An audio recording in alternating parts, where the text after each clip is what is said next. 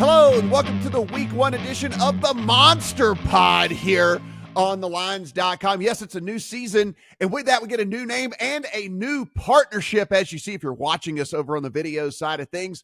Denver Broncos and the Seattle Seahawks. This is your other kind of big spread of the week to round things out. 6 points in favor of Seattle at home. 41.5 is our total here on this one. Bo Nix will get the start for the Denver Broncos. It was no surprise to a lot of people out there that he was going to be able to win that job. I think whenever Sean Payton decided he was going to take him as early as he did in the first round, the decision was already made. But, again, we got to have some theater in the offseason with all of this.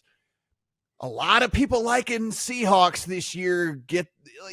Ryan, you alluded to it earlier on in the show. You kind of get you kick grandpa out the door, and now you're trying to go with some stuff here. That being said, we get DK Metcalf coming out yesterday saying that, we're going to be a run first team here, and he's excited about that because he thinks it's going to create some opportunities for him down the field. So yeah, okay, we'll try to connect those dots with all of that. I hope that this is not going to be the case. You have 3 good receivers and at least a decent floor quarterback there for Seattle. Another popular survivor pick this week. I think a lot of people are going to be on the Seahawks given the spread here in this one. Ryan, what do you think about the 6 points in the 41.5? Yeah, it feels chalky. There are some expensive 5.5s, and I think that is probably a decent look. I'm okay. I am buying everything Seattle. I'm on that bandwagon, absolutely, for sure, this season.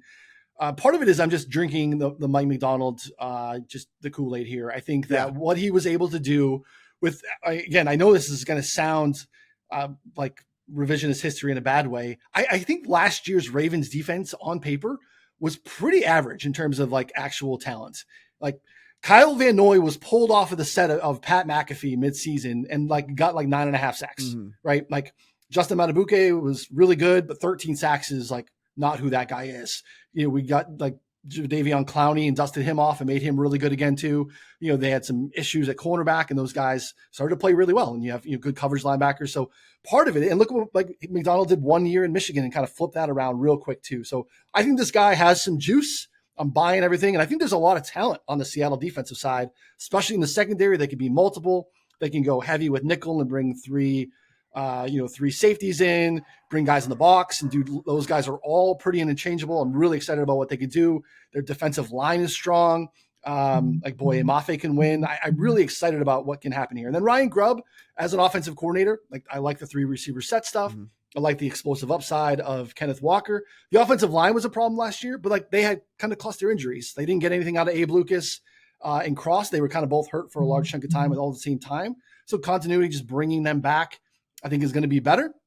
Now, I'm down on Denver, but I think Denver's going to be an exciting over team because I think the offense might be okay a little bit.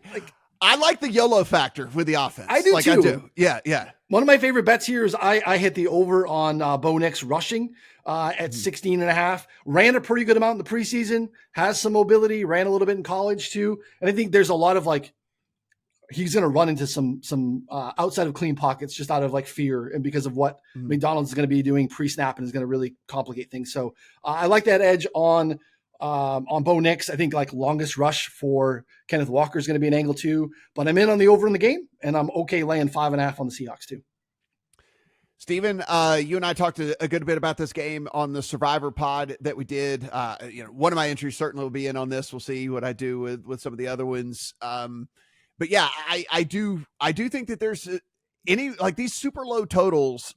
I'm at least somewhat intrigued here early on in the season as we get to some adjustments being made by, these rookie quarterbacks and stuff hey, short fields are good for overs and things. And if, Bo Nix makes some bonehead turnovers and some holds on the ball too long, gets strip sacked, whatever it might be. It works for us on an over standpoint as well. So always kind of looking towards an over here early on in the season with some of these teams making adjustments anyway.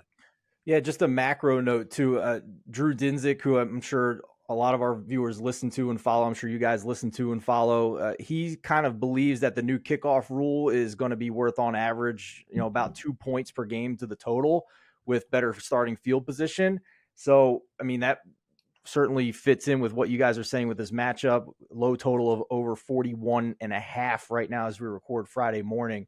I'll just kind of give my big picture thoughts on Seattle. I completely agree with what Ryan said. Matt, I know you agree from our preview pod.